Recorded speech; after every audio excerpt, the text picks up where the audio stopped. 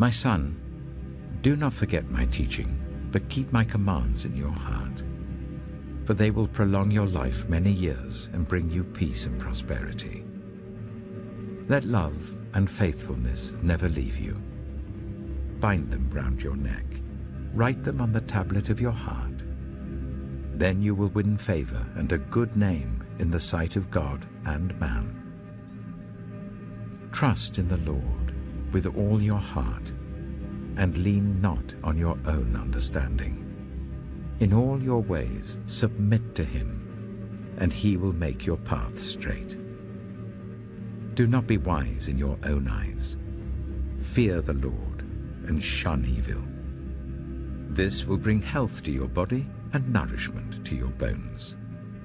Honor the Lord with your wealth, with the first fruits of all your crops. Then your barns will be filled to overflowing, and your vats will brim over with new wine. My son, do not despise the Lord's discipline, and do not resent his rebuke, because the Lord disciplines those he loves, as a father the son he delights in.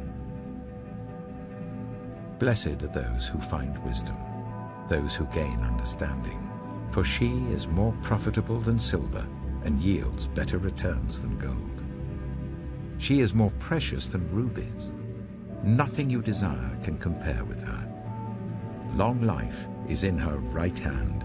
In her left hand are riches and honor. Her ways are pleasant ways, and all her paths are peace.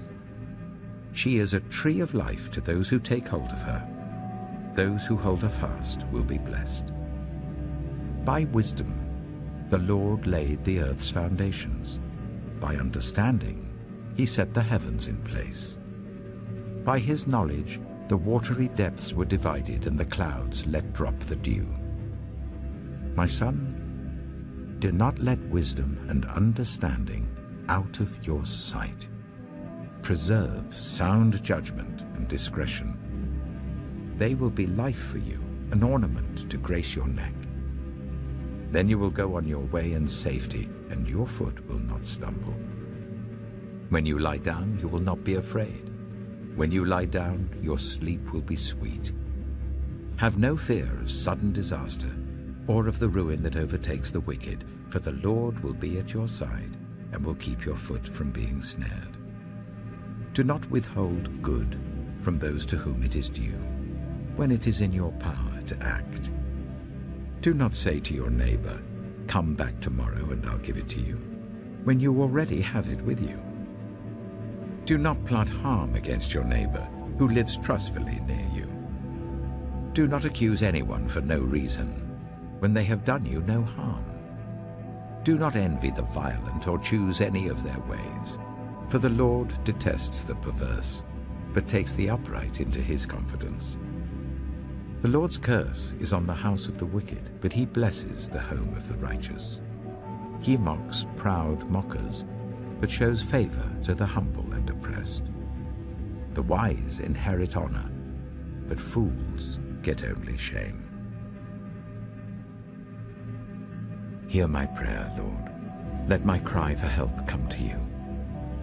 Do not hide your face from me when I am in distress. Turn your ear to me. When I call, answer me quickly. For my days vanish like smoke. My bones burn like glowing embers. My heart is blighted and withered like grass. I forget to eat my food. In my distress I groan aloud and am reduced to skin and bones. I am like a desert owl, like an owl among the ruins. I lie awake. I have become like a bird alone on a roof. All day long my enemies taunt me. Those who rail against me use my name as a curse. For I eat ashes as my food, and mingle my drink with tears because of your great wrath. For you have taken me up and thrown me aside. My days are like the evening shadow. I wither away like grass. But you, Lord, sit enthroned forever. Your renown endures through all generations. You will arise and have compassion on Zion, for it is time to show favor to her. The appointed time has come. For her stones are dear to your servants. Her very dust moves them to pity. The nations will fear the name of the Lord. All the kings of the earth will revere your glory. For the Lord will rebuild Zion and appear in his glory. He will respond to the prayer of the destitute. He will not despise their plea. Let this be written for a future generation, that a people not yet created may praise the Lord. The Lord looked down from his sanctuary on high. From heaven he viewed the earth to hear the groans of the prisoners and release those condemned to death. So the name of the Lord will be declared in Zion and his praise in Jerusalem, when the peoples and the kingdoms assemble to worship the Lord. In the course of my life, he broke my strength. He cut short my days. So I said, do not take me away, my God, in the midst of my days. Your years go on through all generations. In the beginning you laid the foundations of the earth, and the heavens are the work of your hands. They will perish, but you remain. They will all wear out like a garment. Like clothing you will change them, and they will be discarded. But you remain the same, and your years will never end. The children of your servants will live in your presence. Their descendants will be established before you. I am the true vine, and my Father is the gardener. He cuts off every branch in me that bears no fruit, while every branch that does bear fruit he prunes, so that it will be even more fruitful. You are already clean because of the word I've spoken to you. Remain in me, as I also remain in you. No branch can bear fruit by itself. It must remain in the vine. Neither can you bear fruit unless you remain in me. I am the vine. You are the branches. If you remain in me and I in you, you will bear much fruit. Apart from me, you can do nothing. If you do not remain in me, you are like a branch that is thrown away and withers. Such branches are picked up, thrown into the fire, and burned. If you remain in me and my words remain in you, ask whatever you wish, and it will be done for you. This is to my Father's glory, that you bear much fruit, showing yourselves to be my disciples. As the Father has loved me, so have I loved you. Now remain in my love. If you keep my commands, you will remain in my love, just as I have kept my Father's commands and remain in his love. I have told you this so that my joy may be in you and that your joy may be complete.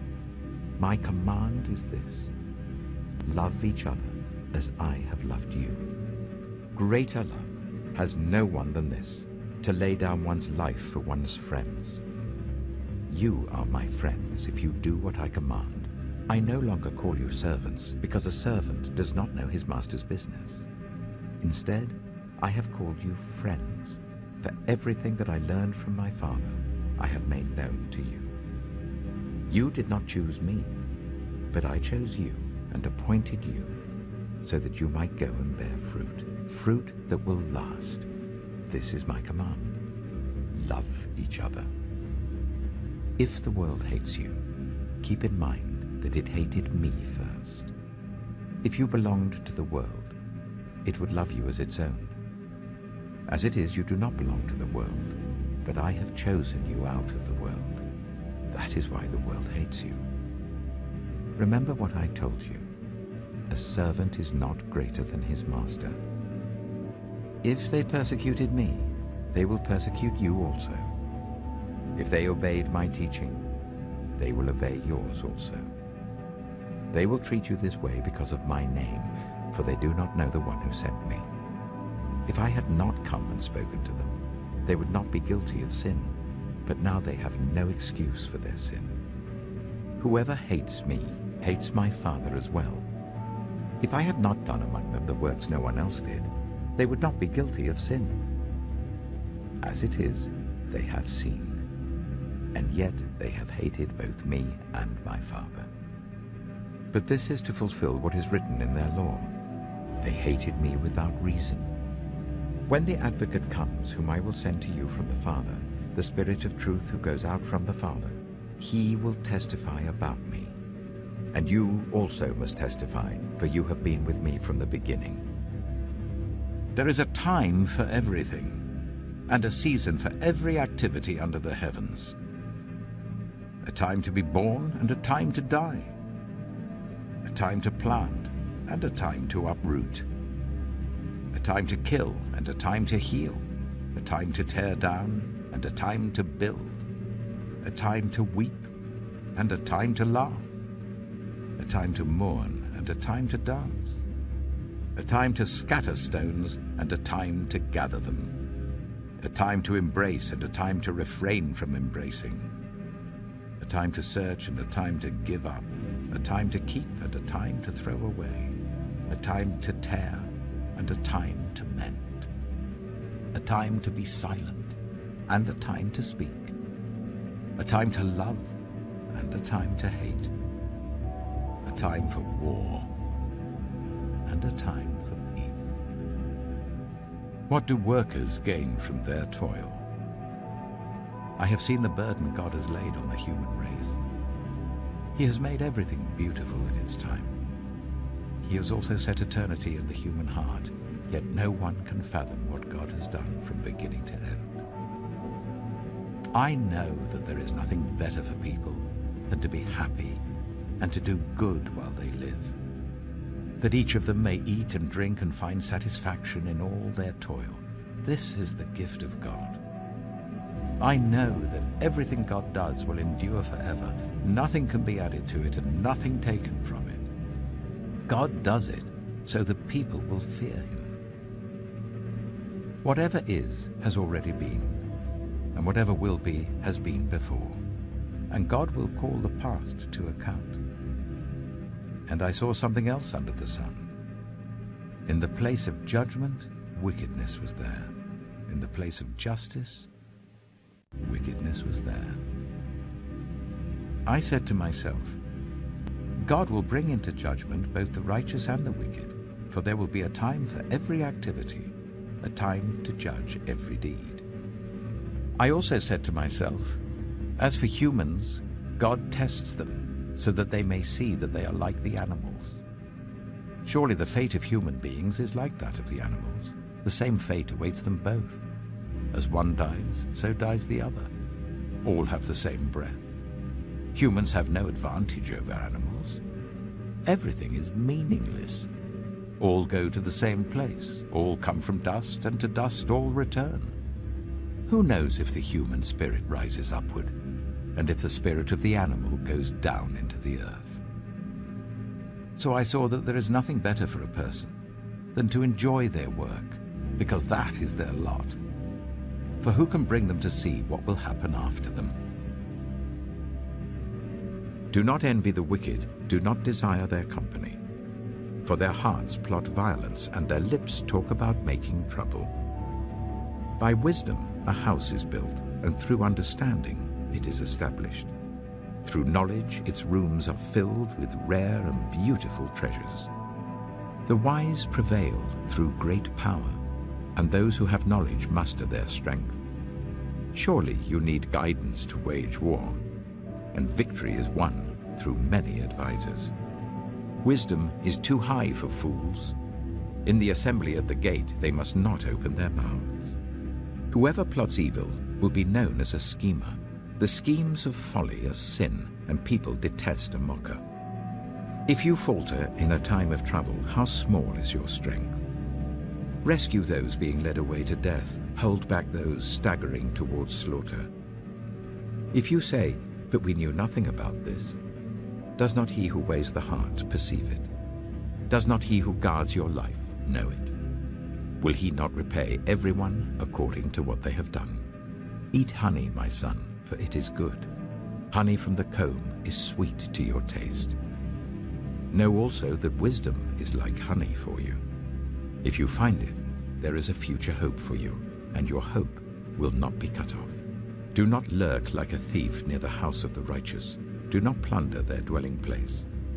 For though the righteous fall 7 times, they rise again, but the wicked stumble when calamity strikes. Do not gloat when your enemy falls. When they stumble, do not let your heart rejoice. Or the Lord will see and disapprove and turn his wrath away from them. Do not fret because of evildoers or be envious of the wicked. For the evildoer has no future hope, and the lamp of the wicked will be snuffed out. Fear the Lord and the King, my son, and do not join with rebellious officials. For those two will send sudden destruction on them, and who knows what calamities they can bring. These also are sayings of the wise. To show partiality in judging is not good. Whoever says to the guilty, "You are innocent," will be cursed by peoples and denounced by nations. But it will go well with those who convict the guilty, and rich blessing will come on them. An honest answer is like a kiss on the lips. Put your outdoor work in order and get your fields ready. After that, build your house. Do not testify against your neighbor without cause. Would you use your lips to mislead? Do not say, "I'll do to them as they have done to me. I'll pay them back for what they did." I went past the field of a sluggard, past the vineyard of someone who has no sense. Thorns had come up everywhere, the ground was covered with weeds, and the stone wall was in ruins. I applied my heart to what I observed and learned a lesson from what I saw. A little sleep, a little slumber, a little folding of the hands to rest, and poverty will come on you like a thief, and scarcity like an armed man. Now when Jesus saw the crowds, he went up on a mountainside and sat down. His disciples came to him, and he began to teach them. He said, "Blessed are the poor in spirit, for theirs is the kingdom of heaven. Blessed are those who mourn, for they will be comforted. Blessed are the meek, for they will inherit the earth. Blessed are those who hunger and thirst for righteousness, for they will be filled. Blessed are the merciful, for they will be shown mercy. Blessed are the pure in heart, for they will see God. Blessed are the peacemakers, for they will be called children of God. Blessed are those who are persecuted because of righteousness, for theirs is the kingdom of heaven. Blessed are you when people insult you, persecute you, and falsely say all kinds of evil against you because of me. Rejoice and be glad, because great is your reward in heaven. For in the same way they persecuted the prophets who were before you. You are the salt of the earth. But if the salt loses its saltiness, how can it be made salty again? It is no longer good for anything except to be thrown out and trampled underfoot. You are the light of the world. A town built on a hill cannot be hidden. Neither do people light a lamp and put it under a bowl. Instead, they put it on its stand, and it gives light to everyone in the house. In the same way, let your light shine before others, that they may see your good deeds and glorify your Father in heaven. Do not think that I have come to abolish the law or the prophets. I've not come to abolish them, but to fulfill them. For truly I tell you, until heaven and earth disappear, not the smallest letter, not the least stroke of a pen, will by any means disappear from the law until everything is accomplished. Therefore, anyone who sets aside one of the least of these commands and teaches others accordingly will be called least in the kingdom of heaven. But whoever practices and teaches these commands will be called great in the kingdom of heaven. For I tell you that unless your righteousness surpasses that of the Pharisees and the teachers of the law, you will certainly not enter the kingdom of heaven. You have heard that it was said to the people long ago, "You shall not murder," and anyone who murders will be subject to judgment. But I tell you that anyone who is angry with a brother or sister will be subject to judgment. Again, anyone who says to a brother or sister, "Raka," is answerable to the court. And anyone who says, "You fool," will be in danger of the fire of hell. Therefore, if you are offering your gift at the altar and there remember that your brother or sister has something against you, leave your gift there in front of the altar. First, go and be reconciled to them. Then come and offer your gift. Settle matters quickly with your adversary who is taking you to court.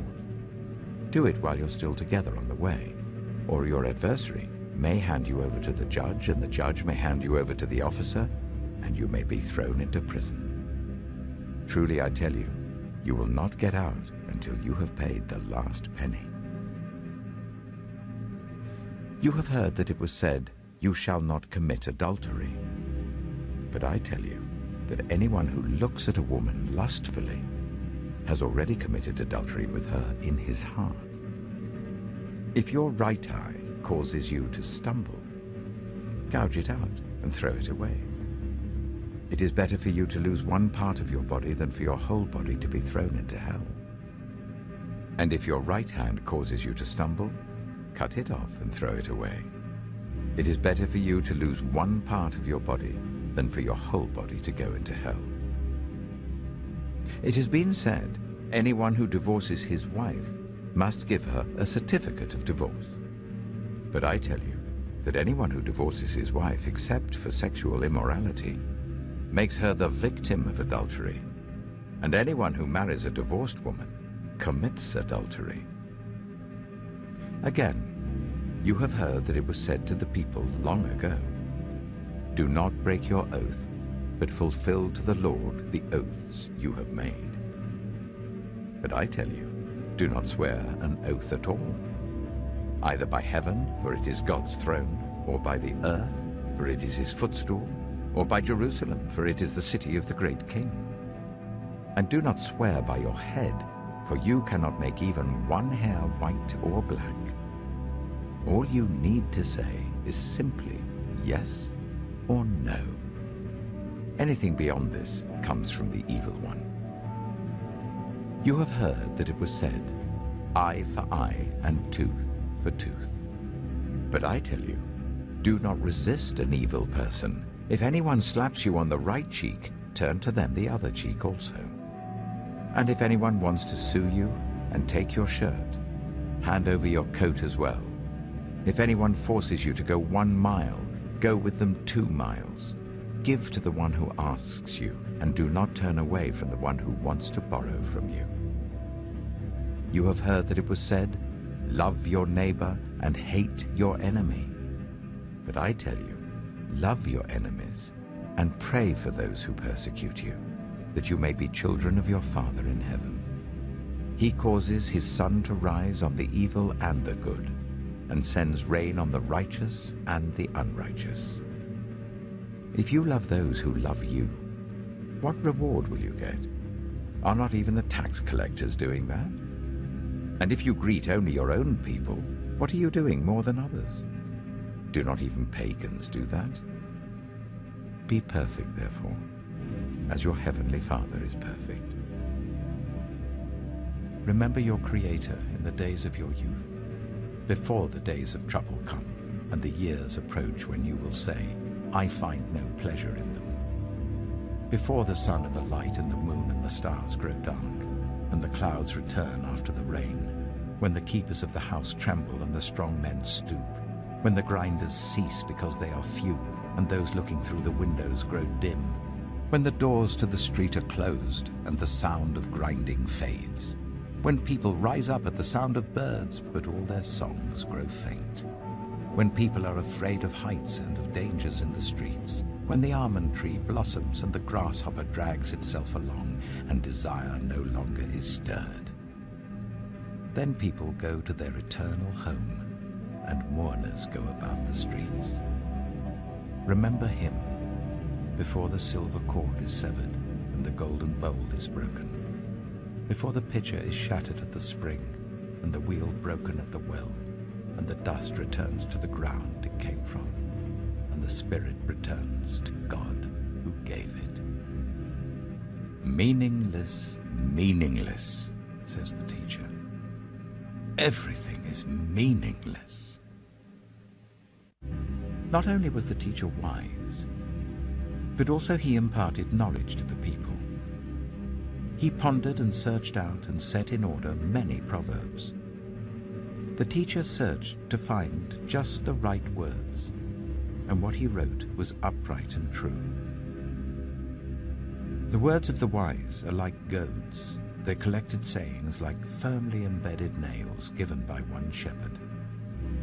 Be warned, my son, of anything in addition to them. Of making many books there is no end, and much study wearies the body. Now all has been heard. Here is the conclusion of the matter. Fear God and keep his commandments, for this is the duty of all mankind. For God will bring every deed into judgment, including every hidden thing, whether it is good or evil.